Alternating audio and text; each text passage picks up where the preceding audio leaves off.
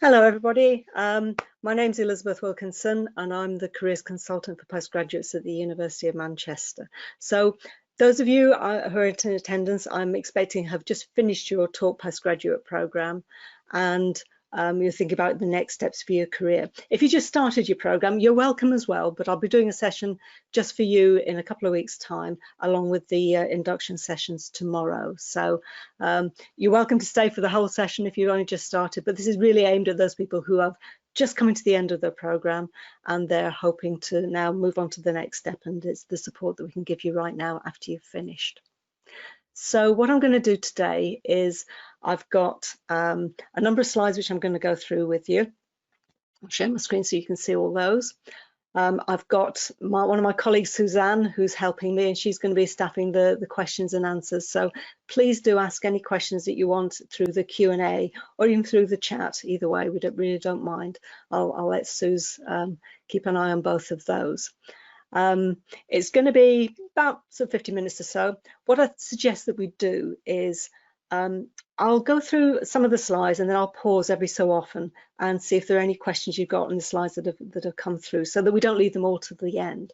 So if you've got no questions, that's also fine. But I'm very, very happy to take any questions, and any difficult questions that I can't answer, I'll get Suze to answer instead. Okay, so let me just share my screen.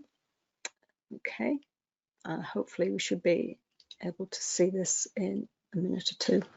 Just takes a little bit of time for the okay, just move that out of the way. Okay, right, hopefully you should be able to see what I see. Okay, so this is we're going to also recording this, so you will be able to see the recording afterwards if you want to go back through anything, particularly some of the graphs and so on. But also it does mean that you can just move that down a little bit. It means that you can let other people know if they want to see the recording. Okay, so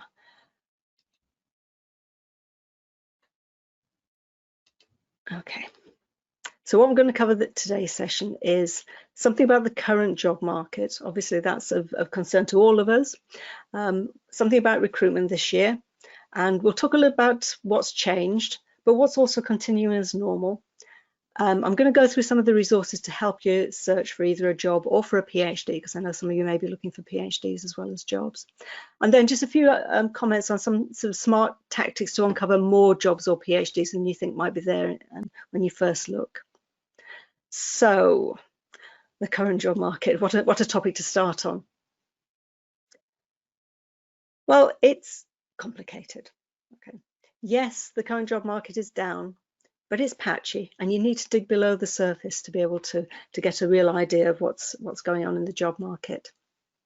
You find that some sectors are doing really badly, but others are actually doing okay. And, you know, being perfectly honest, those of us who are in the lucky position of being able to work from home, take our work home with us in an area where there's still demand, are doing fine.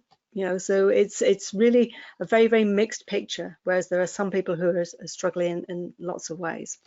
So the other thing which I think is really important to look at is the fact that you've really done yourself a favour by getting yourself postgraduate qualifications and graduate qualifications. We've been through a number of economic downturns as careers advisors over the last number of years, and in every one, the thing which has been absolutely common to them is that the non-graduates have done a lot worse than graduates and postgraduates. Now, that obviously doesn't make it much better if you're feeling that you're struggling, but it does mean that, you know, you have done the right thing by getting yourself better qualified, setting yourself apart. You've also in recent times, obviously since lockdown, and for those of you who are just finished your postgraduate qualification, you've had to work so hard, so fast to be versatile and adaptable. You've had to move to online working rapidly, and even under all those terrible, you know, sort of concerns that we've all had, you've had to focus on an end result, focus on your goal, and really motivate yourself towards getting to that end goal in order to finish your postgraduate qualification. Those are amazing skills. You know, you have some incredible evidence to show to any employer that you're the kind of person who can really flourish and thrive in this current situation that we're finding ourselves in the world. We need people who are versatile. We need people who are adaptable. We need people who can keep going even though it's difficult and tricky and confusing. And we need people who can operate in an online environment. And you've shown that in droves. So congratulations for doing that. And you've also given yourself a head start, I think, in the job market. Now, you're going to hear an awful lot of comments about jobs and a lot of rumours, all the fake news which comes out. I think the other thing I would say very much about the current job market is look for facts and evidence, and not, well, at least not some of the newspapers, and certainly not social media and Twitter most of the time. You need to know the sources which you can rely on. So I've got a few comments about the job market, and I've taken those from the REC site, which is the Recruiter and Employment Confederation. And that's basically the trade body for those people who are involved in recruitment, including all the agencies. And they've done some good work with an economic modelling organisation looking at jobs recovery. That's very important to their industry, and so it's in their interest to get it right and not just to sort of exaggerate. The other source I've used is Prospects Luminate. Now, you've got access to this, but it's the inside information on the UK graduate labour market. And in particular, anybody who's involved with UK graduates and the labour market knows Charlie. Charlie is actually based on the University of Manchester campus, although he's not one of the University of Manchester employees. It's a separate organisation. But I know that I can rely on his work. He's been doing this for a long, long time. So, how confident are employers? Okay, well, let's give you some information. Okay, so this is from the Recruitment and Employment Confederation, and employer confidence has a big impact on whether people hire or not. And that could be confidence in the economy, but also confidence in having the forethought to be able to make hiring decisions. So you can see that it's tracking, the graph starts way back in 2016 and ends in, I think it's September or May to July 2020. So it hasn't been updated since July 2020. You can see that confidence isn't high. Okay, so it's dipped below zero. I'm not sure what the scale is. But the really important point is that it's actually not as low as it has been in some of the pre-COVID points. So there's a couple of points within the UK graph where February to April 2019 and down in the summer of 2019, autumn of 2019. These were really low points. I think they're all Brexit related, to be perfectly honest, or no deal, fear of no deal related. So although confidence isn't high, we've been here before, and the recruitment has continued. So let's go for some actual adverts, the kind of things that you're looking for. I won't do this as a poll, but just think, how many job adverts were active in the UK in mid-September? Okay, 50,000, 100,000, maybe? 1.21 million. Okay, I bet you weren't expecting that. So back in March, this graph goes from the 2nd of March, and back at that point, there were just about 1.35 million job adverts were active in the UK at that time. And as you can see, it then plummeted and went down to kind of early June as the low point. Although if you look carefully at the scale, then you can see that it actually, the scale actually only takes it down to just below 1 million. So there were still job adverts being out there back in June, and it's crept up since then, and we're now back up to 1.21 million. So it hasn't completely decimated the job market. That's really useful to know. But as I said, it has been patchy, and there are different parts of the economy which have suffered more than others, and different locations which have suffered more than others. So which English region do you reckon currently has more job adverts than there were at lockdown?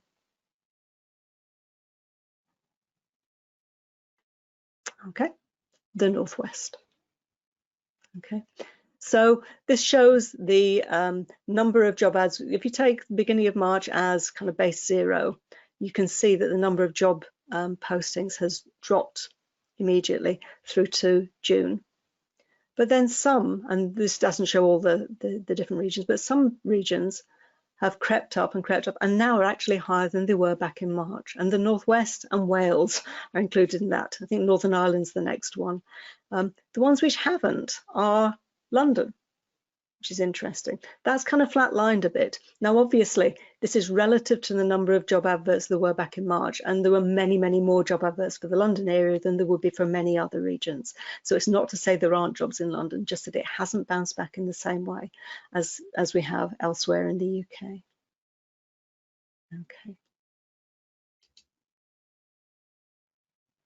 Okay. I'll just check this. Right. So, as I point out, that there are many different ways that the job market's been affected. I think what you need to do is kind of look at what's going on in the news, look at the effects, the way that we're changing our behaviour, we're changing the world and how that responds, and that will change the jobs that are needed. And you might need to factor that into thinking about the jobs you want to do in the future. Now, I've had some, challenging conversations with people who have, say, been doing chemical engineering recently. So the fact that we're no longer traveling as much, obviously there's still some air travel going on, there's still other travel going on, but it's nowhere near the level it was before.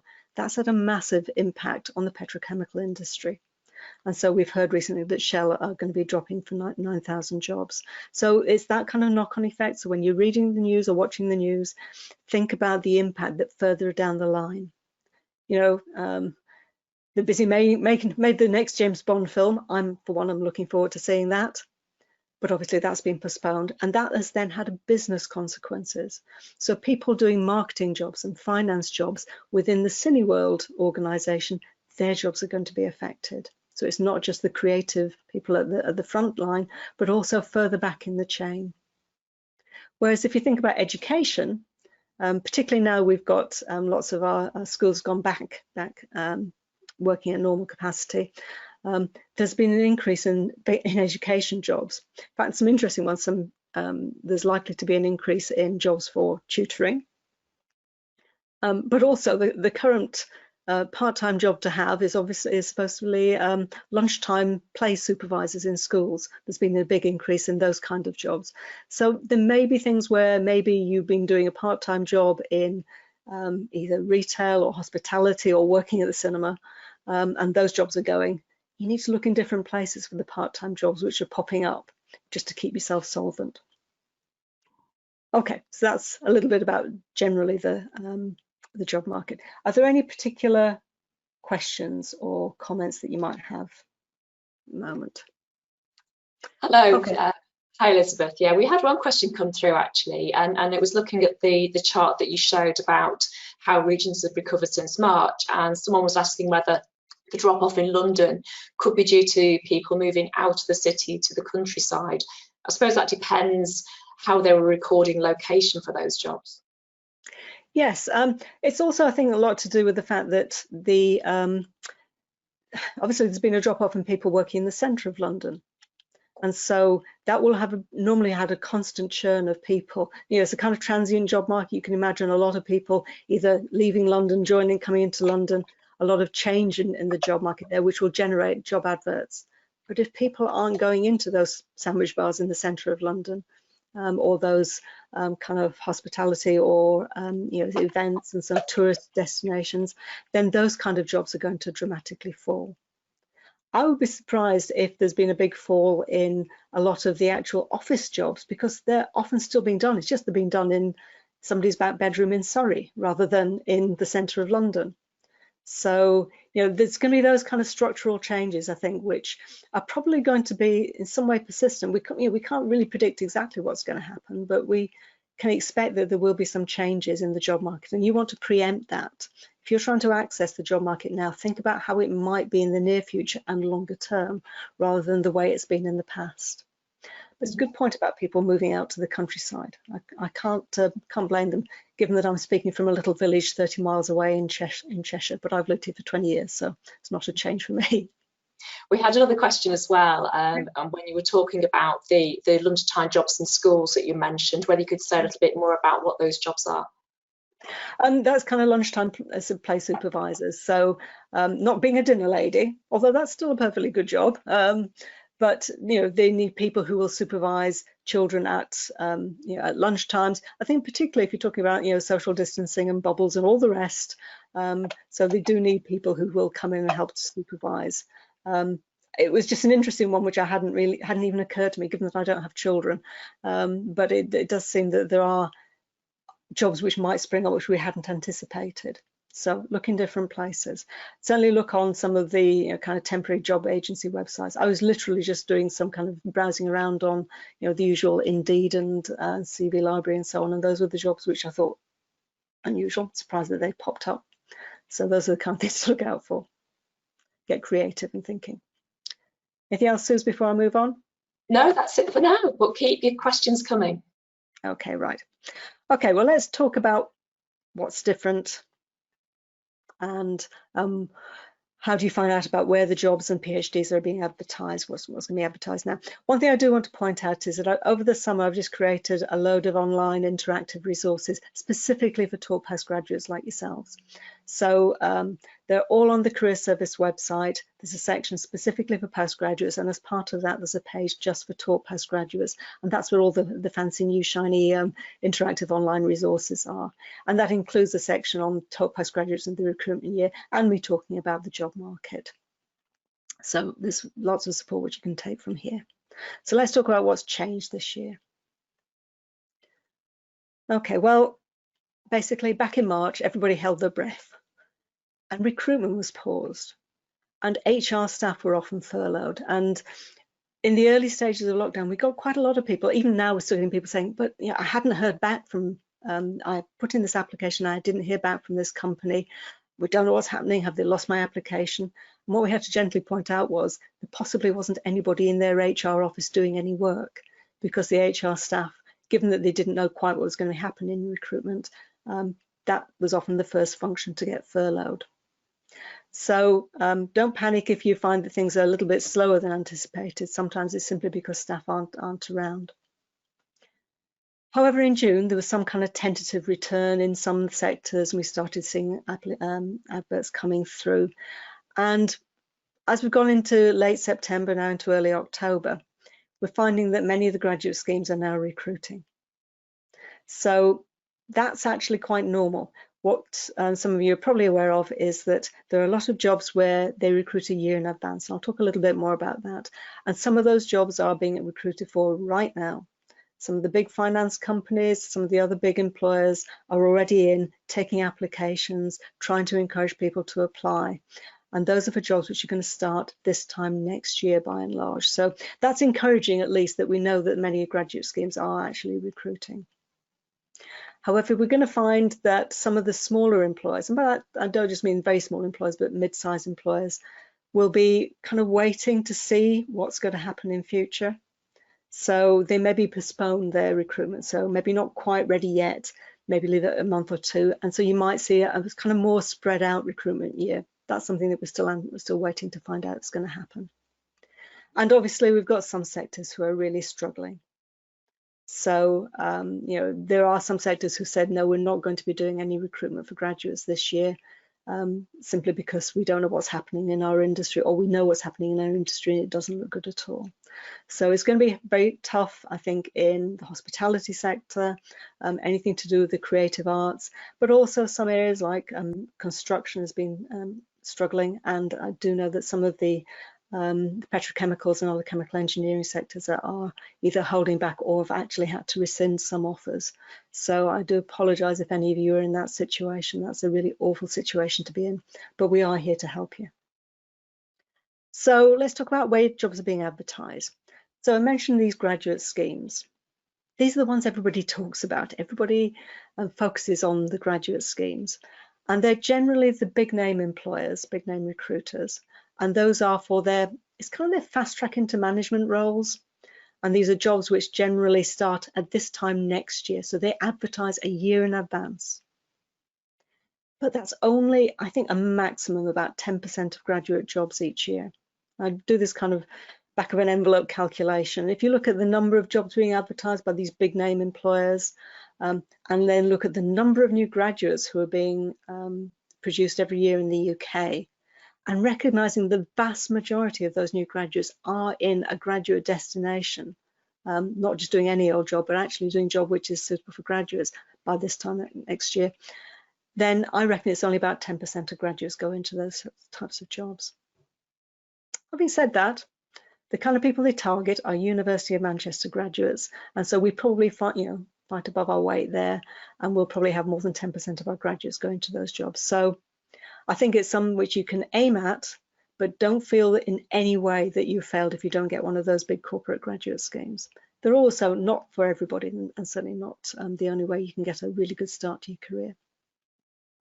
If you do want to go for those, then early application is absolutely essential. And in a kind of quirk of the job market, I suspect we'll probably have some international students with us. The UK job market will take, for some jobs, will accept any degree subject. So it's perfectly okay as a zoology graduate to want to become an accountant. That's not the case elsewhere in the world, but it's certainly it's acceptable in the UK. So where do you find these kind of roles? Well, you find the adverts on the main graduate job sites. And if you have a look on the Career Service website under the Which Career section, depending on the type of job you're going for, we've carefully curated what we think is probably the best sites for you to get started on looking for these graduate scheme adverts. So whether you're interested in advertising, marketing and PR, or finance, or scientific research and so on, then we've got the websites which you should be having a look at least as your first starting points. We've also got our careers fairs coming up, and they're on the 19th, 20th and 22nd of October. So the 19th is the Business and Management Fair, the 20th is the Science Technology Fair, and the 22nd is the Law Fair. Now, again, remember, these are for jobs which are likely to start in a year's time, so they may not be suitable for most of you who are in this online workshop. However, you're welcome to go along to those. The other thing to know about the careers fairs is that, unlike some other countries, these careers fairs are really kind of marketing opportunities for employers. It's where they will tell you about the type of work that they do, but they're not necessarily about giving you, well, they're not at all about giving you an interview there and then. I know that in some countries a recruitment fair is very much that. You could get recruited at that recruitment fair, but that's quite unusual in the UK. So don't feel that if you cannot get to that careers fair that you've missed out in some way. We've also got lots of vacancies that we advertise. For anybody who wants to target University of Manchester students or graduates, they know that they can advertise for free on Careers Link. So that's how you find the employers who want to target Manchester students. Okay. Right, so other jobs that are being advertised now. And this is where the vast majority of our postgrads go. These are in direct entry or immediate hire type roles. Okay, it can be any size recruiter. There can be jobs which generally start as soon as they hire, so they're not looking a year in advance. This is where most of the jobs that you're going to be looking for are going to be classified, not these graduate schemes. And the one key thing I would say about these is, as soon as you spot one of these being advertised, apply for it as soon as possible without waiting too long. The reason being that even if there's a closing date, an awful lot of employers, as soon as they start to advertise a job which they want to hire into immediately, they will start to take applications, they will start to give interviews, and they may have actually offered the job well before any kind of closing date. So where do you find these? Well, again, adverts on all the general and specialist jobs boards, and those sources I mentioned at the Career Service website, they will also get you to a lot of sources of these types of jobs. We'll advertise them on Careers Link, so a lot of the jobs that we advertise on Careers Link aren't these 1 year in advance jobs. They're for jobs to start as soon as possible. But also recruitment and employment agencies are quite good sources for these direct entry, immediate hire jobs. One that I've been quite impressed by is Reed. Reed is a big national recruitment agency in the UK, reed.co.uk. And one area I really quite like is the fact that they've got kind of a summary of who's recruiting right now.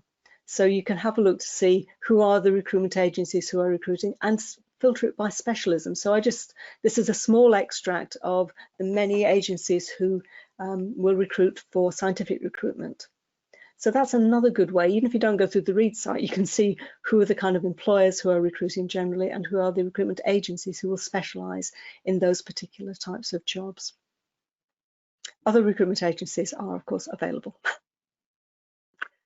Okay, what about international jobs? And again, there's no reason that a lot of you are going to be looking outside the UK as well as in the UK. I think for those, it's really important that you check local hiring practices. You generally need a relevant degree if you want to go into finance, then often a finance degree is required, unlike in the UK where we're a little bit kind of odd, a bit of an oddity there. One of the good points, though, is that whereas in the UK, you don't see many jobs where they say that you need a master's. They'll be very welcome. You've got a lot of things to offer with a master's, but they don't specifically say you have to have a master's in order to get many jobs. Whereas elsewhere in Europe and in other global graduate jobs, if you see a graduate program, it often requires you to have master's level. So that you've done yourself a lot of favours by doing your master's or your postgraduate taught program. You might find that internships are more common than they are in the UK, and I'll talk about internships next, but they may be unpaid. Okay, so just be aware that if you're looking outside the UK for internships, you may not have the same kind of employment practices as we have in the UK. How do you keep up to date with this? Well, obviously I would say read the local news and really try to understand which industries are being most affected by COVID-19. As you say, it's varying even in the regions in the UK, so it's definitely going to vary across the world. And this is where I think using your local contacts, your family back home and so on for news and get some inside information. Knowledge like that is going to be that your most useful tactic of trying to access the job market, particularly if you're trying to travel between countries. So try to get as much inside information as you can. However, we've got some support for you. So if you're looking for international jobs, there's 3 sources I'd suggest. One of them is the Prospects website. That's pretty good for information for over 30 countries around the world. That's also particularly useful if you're a UK national wanting to travel elsewhere, but it can be particularly useful if you've come from Italy and you want to find out about how do you find work back home. Another one is GradLink, and this has been set up specifically for international students who've been studying in the UK. It has different job boards for different parts of the world, so separate job boards for China, for India, for Middle East and so on. It's not going to have as many jobs as you're going to find actually as local sources, but it is really, it's for people who want to target people like you who are international students who studied in the UK. And then finally, this is just for our University of Manchester students. What we've got is access to Passport Career, and that's a service which we've licensed for our own students and graduates to be able to access. You need to register to use to get your University of Manchester registration code, and that QR code will take you to the page which will tell you how to get that registration code. It's a great big long web address, so it's easy just to give it to you as a QR code. If you use that, it's got information for over 80 countries around the world, and there's a lot of information about job markets, application etiquette, what you'd expect in terms of CVs, interviews, and so on. A lot of information. It's designed not just for university students, but for expats, so it's definitely at the professional level end, which is very, very useful for our postgraduates. Okay. Final type of job advert I want to talk about is for internships. And I know quite a lot of our master's students do want to aim for internships. However, in the UK, these are mainly aimed at undergraduates, and that's undergraduates doing placements or summer internships. There are some graduate internships, but not a great number. And the one thing we have heard from employers is that if they're going to pull back from recruitment, the first place they're pulling back seems to be on internships, placements, those kinds of jobs. So you're going to find fewer internships around this year. And anyway, and even in a normal year, it's not really what you'd be aiming for. As I mentioned, if you're in the UK, you should still be paid if you're going for an internship. If you're international, it just very much depends on local employment legislation. And so you need to check if you're going to be paid, or if you go for some of these services which you see online, say they can organize global internships for you, actually you end up paying them, which I think is quite a good deal for those companies, but not so much a good deal for you. Okay, I think there's an alternative. And I think the alternative is to create your own internship. What you're really looking for is you want some skills and experience. So look for temporary or contract work. You don't want to commit to a full job. You want to get some skills and experience. So what you're after is temporary or contract work. You could look at this maybe through agencies, or even considering speculative applications. And this idea about, particularly if you have skills which you think could be useful for an organization, to find the name of a potential manager who would understand the skills you got. That's particularly useful for technical skills. And present yourself not as somebody who says, I'm looking for any training or experience you can give me. It's, I can master an Excel spreadsheet. I'm really good at data analysis. I've got these particular lab-based skills. If you've got a short-term problem with staffing, I could be your solution. Maybe not even quite in those words, but that's the kind of emphasis that you want to give them, so that you're a short-term solution to a problem they might have where they don't want to commit yet to a long-term employee. But if you get in there and show how good you are, who knows where it might lead. So a 3 or 4 month temporary contract could end up being a 3 or 4 month interview, and then there's a permanent job at the end of it. At the very least, you'd end up with some good experience on your CV and being paid. Okay, what about those of you who are interested in PhDs? So what's happened there? Okay, well, again, universities are a little bit holding their breath. There's a lot of focus on the financial future, and the student numbers really aren't clear yet. We need to understand just how many of particularly our postgraduates, are going to turn up, and that will have an impact on every university's finances. Then they'll know what kind of finances they might have to add on extra PhDs or extra research to support research. Similarly, charitable and alumni funding is another area where we don't really know quite what's going to be happening. A lot of charities are suffering, so they may not be able to support the research that they might have done in previous years. So where are we at the moment? Now, I've got a good friend in Birmingham University. She had a really clever woman. She had the idea that you can use the Internet Wayback Machine, the Internet Archive, if you've never come across it, to have a look at websites from at various dates in the past. So going on Holly's advice, I've done a comparison of jobs.ac.uk, which is the UK university's main job site, but also advertises a lot of PhDs.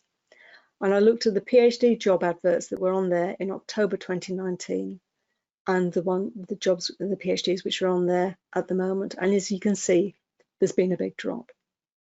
Okay, so we do know there's some genuine evidence there that there has been some tightening, or at least some postponing maybe of the PhD recruitment market. However, on the upside, you look at findaphd.com, there are still almost 1,300 adverts for UK funded PhDs and a lot more for PhDs which might not have funding, or if you've got funding from elsewhere in the world that you could go for. So they're still out there. UK government funded PhDs are still going ahead, so the UK research councils are still going to be funding PhDs, and they normally start recruiting at this time of year, or at least starting to think about where those PhDs are going to be, and the actual application dates are normally early January. And postgraduate loans are still going to be available. I think it's a big, well, it's a low risk, but it's you're brave if you're going to go for a PhD loan for the whole of your PhD. But that kind of supplementary funding is there and available. So it's kind of a little bit of a let's hold our breath and wait and see. But there is still recruitment going ahead. I'm also aware that there are quite a number of universities who are very actively looking at January start dates for PhDs rather than maybe those who would have started in the autumn. Okay, I'm going to pause there and just see if there are any more questions via Suzanne. Hello everybody, I'm back again. We've had a few questions that have come in which I've sort of answered online, but I'll just sort of share with the rest of the room. The first one was about researching the market for your particular discipline area, and the person who posted this question is the chemical engineers. So how do you understand about how the COVID lockdowns affected that particular sector, and how you can kind of get that kind of intelligence? I mean, I suggest, for example, making the most of any memberships with professional institutions, ones which might be relevant to your engineering discipline, but also to industries which use that discipline. So for chemical engineering, you have iChemie, but also things like petroleum engineering institutions as well. Can you think of any other ways as well, Elizabeth, that you could get a tap into what's happening in that particular industry? Well, I was actually going to talk a little bit about some of the how to find employees you've never heard of. So I say professional associations and trade associations. So I'll mention that in the next little section. Yeah. Great. Okay. And there was just a quick question about graduate schemes. They're a small part of the market, but there are some good schemes out there. And someone was asking about whether there was a kind of an age limit for applications to those schemes. And it's a question we get a lot, isn't it, Elizabeth? Yeah, it's an interesting one. Technically, there can't be an age limit because we've got age discrimination legislation. There are some really good graduate schemes where they are very, very open to any age. Civil service are very good at that. The NHS have been very good at that. I've seen examples of people, 40s and 50s who've gone into these graduate schemes.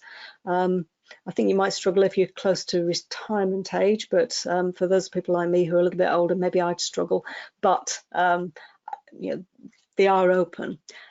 However, let's be honest, a lot of people are looking for somebody who isn't going to be very experienced. And if you're, say, mid-career, it may be that you've got a lot of experience which they feel actually would take you beyond what they can offer. And so the training that you would get in a graduate scheme, actually you'd find would probably be a little bit simple for you. And so I think you might find that maybe direct entry is going to be better for you if you're a little bit older. If you're only talking about in your mid-20s rather than early 20s, I would definitely say it's worth going for though. Okay. Okay, thank you. Lovely. Right, let's go on a little bit further. I just want to share with you, do you want to know the secret to career success? Why not? Let's see what we can tell you about it. Okay, so we did some research with our own recent graduates a few years back, and we got one of our business psychology professors to do some research, and we figured out what was the difference between those who got into early career success in terms of graduate roles and those who struggled, so either were unemployed or underemployed. And we've kind of honed it down. I've gradually got it down to just three things, ways to describe it, the three characteristics of people who got early career success.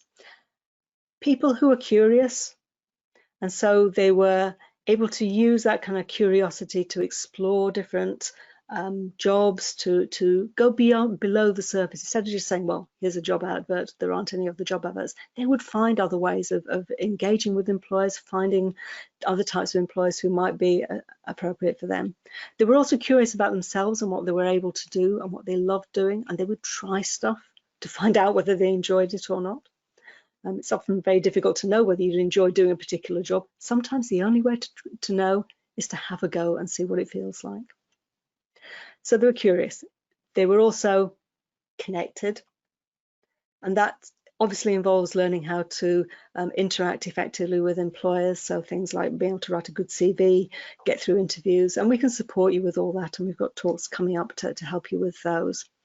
But it's also about connecting with your friends, the family around about you, to pick up inside information and also to get support when things aren't going so well. You need to be connected to your support networks.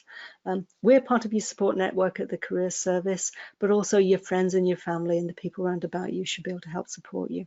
And do draw on that support and offer that support to other people. And then the final one is people who are courageous. Now, courage to me is standing in front of a bunch of 8-year-olds. That would terrify me. However, there are other types of courage as well. But it's daring to have a go, daring to try things out, daring to take chances, put yourself out there.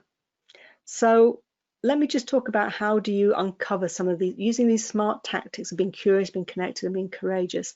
Use these smart tactics for how do you uncover further PhDs and jobs. Okay, now this is my standard view of the job market, and I've mentioned a little bit about agencies. It's kind of a passive approach, maybe having a LinkedIn profile, but I'll talk about how you might be able to make that work for you a little bit better. Done a bit of online searching, type jobs into Google, come up with several million results.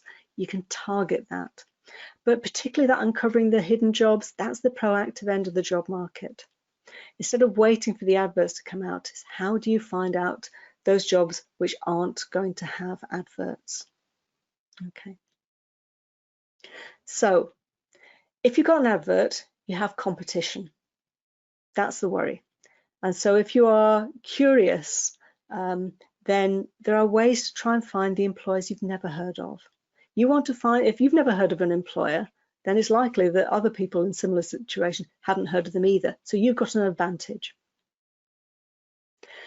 Ways you can maybe try and find employers that you haven't heard of, who are beyond the big names, beyond the household names, are things like the Careers Link organisation directory.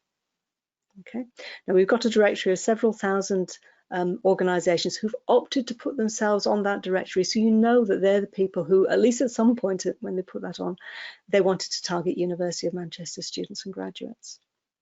We talked about professional associations. Professional associations are excellent for finding out maybe where do other members work.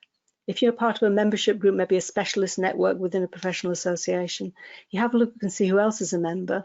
And even if they aren't having local events, obviously at the moment, you may still be able to be in touch with people, but also at least find out which specialist employers are also employing people within that profession. The trade associations, these are the ones I really look for if I'm wanting to find employers, because they often have member directories. So one example of a trade association is the Association of the British Pharmaceutical Industry.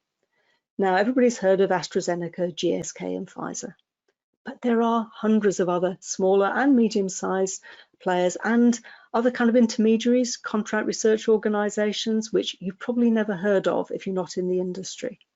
And that's where you find those names. So I would look to see if there's a trade association with the type of work that you'd like to get into.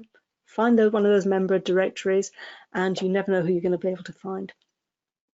There's also, if you're looking for something which is kind of cutting edge, and a lot of the postgrads are, then business and science parks are where the startup companies and the just beyond startup companies go. And again, membership directories of your local business or science park can be a really good way of finding employees you've never heard of. Company I sometimes use an example of is QIAGEN. A lot of people haven't heard of QIAGEN. They're a big international company. If you really want to find them and you're on campus, it'll be about 5 minutes walk, because they're on the Manchester Science Park, just literally just on the edge of the campus. So these kind of organisations who are expanding, they're all around about us, but we often don't know about them. So what do you do if you find one of these employers? Well, you can find out where they advertise. They may advertise on their own website, which is great. Could you upload a CV onto their website? Again, some of the smaller organisations, rather than advertising, they'll just wait for people to come to them. So if you upload your CV, then you've got a targeted application direct waiting for people to have a look at your CV. Could you follow them on LinkedIn? This thing about having an online profile is excellent, but then you want to take it up a notch. Think if you follow an employer on LinkedIn, then you're more likely to get their attention. They will see that you've followed them, and they may come and have a look at your profile. Could you make a speculative approach to them? So in the same way as I mentioned, speculative approach for internships, actually writing to an employer with a targeted application saying, I've got these particular skills, I'm really interested in working in this particular field, I'd love to speak to you if you have any opportunities coming up. And as a real example, I used to be a recruiter in the polymer science industry. And if we put out an advert, they were really hard to get polymer scientists. So what we would do is any speculative approaches who looked halfway decent, we would keep them on file. And before we thought about advertising, the first place we went was back to that file to see who'd contacted us in the previous 6 months that was worth talking to first. So I know from personal experience that that can be a way of saving time, saving money, and actually targeting the right people as a recruiter. Okay, so being curious. What about being connected? Well, this is where you want to be findable, and that's where your LinkedIn profile can come in. So if you're on LinkedIn or other professional networks, make sure you complete your profile. You want to have as good a professional profile as possible. Get some feedback on that and have a look at some of our LinkedIn resources. We've got some really good resources. I can say that because I know it's Suzanne who's been answering your questions, wrote a lot of those. She's a real wizard on LinkedIn. Connect with as many other people as you can. Connect with everybody on your student course. The people you've just finished your course with, connect with them. They may not be able to give you a job right now, but imagine where you're all going to be in 10 years' time. That's a real investment. You will still be able to contact those people who are now in senior positions. Be active in things like LinkedIn, follow employers, so go and visit their website and say that you want to follow the news from them. Join groups. Again, I've had particularly some of our technical students who are a bit skeptical about this. And so I've shown them. Recent one, there's a couple of groups I've looked at. Somebody said, well, I'm really into nano photolithography. Okay, so well, let's have a look on LinkedIn, and you could see the skepticism in their eyes. So I looked for the groups, and there were 1,700 people who were also into nano or micro lithography, some of whom actually were based in Manchester, who were known to the person I was talking to, and were actually working in the region that they wanted to work in. Similarly with things like regenerative medicine or tissue engineering and many, many other types of specialist groups. That could be where you find other people who are working in the fields that you're interested in. If you think about a PhD, then make sure that potential supervisors know that you're going to be available. You know that thing about saying people might be putting off doing PhD recruitment until January? Well, if they know that you're available and somebody decides that they're dropping out of the PhD that they were going to start in September, but they've now managed to find a job, there might suddenly be a PhD available. Who knows? You need to let people know that you're interested, so that you hopefully will be able to dive in at the last minute and be able to satisfy a need that they have. And the final part of those three characteristics, being courageous. This is where you've got to dare to share. You've got to dare to tell everybody what you're looking for, what you'd love to be doing. And that means telling people on social media, on LinkedIn, turn up to some of these alumni or employer events we've got. We've got some amazing Meet the Professionals events going on this semester. Some of them tomorrow. Starting tomorrow, we've got business and finance, we've got consulting coming up, all in the very near future. So turn up to those events and say something, ask questions. If you talk to somebody and they say, oh, so keep in touch, keep in touch. Make sure that you follow up with them, follow them on LinkedIn. But also telling people in any of these professional association networks, telling friends and family, you never know who's going to be able to support you, who's going to be able to give you a contact that you hadn't thought about. If you get the name of somebody who might be working in the field that you're interested in, that's the key to learn from them. If you contact them directly and say, can I have a job? They may be able to help, but they're more likely to back off. But if you say, could I pick your brains for 15 minutes just on Zoom to try to learn more about what it's like trying to get into this field? What's the inside information? Who's recruiting? Who might not be recruiting? Who are the ones to stay away from? Don't think of it as networking. You're learning from other people.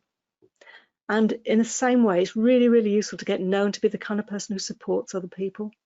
Because if you're helpful to others and you support them, then it's a really great way to be known, and people will remember and pay back by doing you favors and letting you know when things are coming up. So it's kind of mutual support mechanisms can be really, really helpful. One thing we found from that research that I talked about who was successful, it was the people who shared hints and tips with their friends is a common characteristic of the people who are successful. And I know from talking to people that isn't always so common. So it's a good reason to start. Okay. Final comment here is what we've got coming up, and I'll take any final questions. So we've got loads of stuff coming up for you. just because you're coming to the end of your program doesn't mean to say we cut you off. You've still got a couple of years to use us. We've got over 200 online employer and careers events coming up this year. So you can't go to them all. You've got to choose wisely. But do pick and choose. And a lot of those are going to be happening in the next 2 or 3 weeks. So don't miss out on those.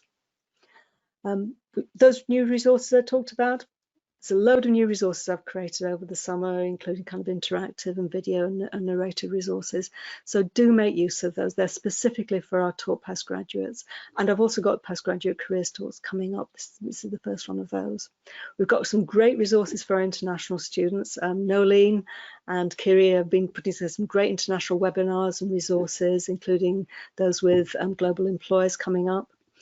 And use our social media to keep up to date. Really have a good look through the Career Service website. There's a lot there which is self-service, which you're smart people, you can manage this on your own, I know. But if you really get stuck, it's very high demand at the moment, but there are real people to help you. So use the events and resources, but if you're stuck, we're here. And there are human beings here who care about what happens to you next. If you want to get to the Career Service website for postgraduates, the QR code is there. You can find it from the Career Service top level page anyway. So basically that's good luck from me. So that's what I was going to share with you. Suzanne, are there any questions that you want me to cover? Okay, we don't have any questions that, oh, yeah, I'm muted now, sorry. Yeah, we don't have any questions at the moment, but now's your chance if you've got any questions you'd like to ask before the webinar comes to an end. Okay, that's all right. There's a lot of information there, I realise, but I know that you don't have a lot of, it's a lot to cope with when you're trying to come to the end of your programme. I will be putting all these slides and so on the postgraduate part of the Career Service website. We'll have the recording on our YouTube channel. There's a lot of stuff on YouTube for you. And hopefully I'll be able to see you at some of the other postgraduate talks. Just to let you know, I've been putting comments in the chat as well as Elizabeth's been talking for some of the resources and things that she mentioned. So you might want to have a quick look at that before you go. Okay, that's lovely. Okay, well, thanks so much for turning up. I'll give you a couple of minutes to have a look at those resources, or those resources which Susan's been putting in the chat. Other than that, fingers crossed that you get exactly what you want, and do keep using our resources and come back for support if you need us.